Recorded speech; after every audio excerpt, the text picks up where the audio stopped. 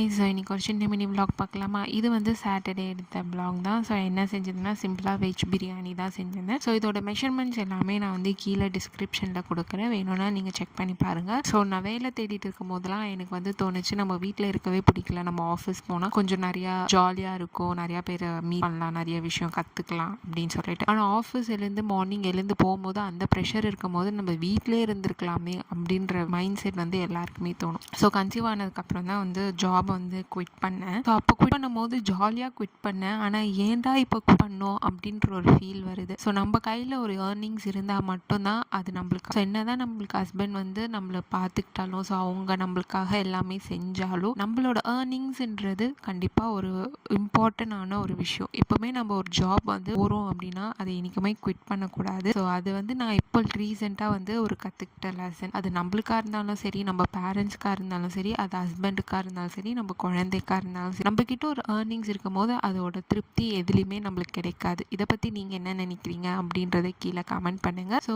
இந்த மாதிரி வீடியோஸ்க்கு நம்ம சேனலை மறக்காமல் லைக் பண்ணி, ஷேர் பண்ணி, சப்ஸ்கிரைப் பண்ணிட்டு போங்க. அடுத்த வீடியோவில் சந்திக்கலாம். பாய்.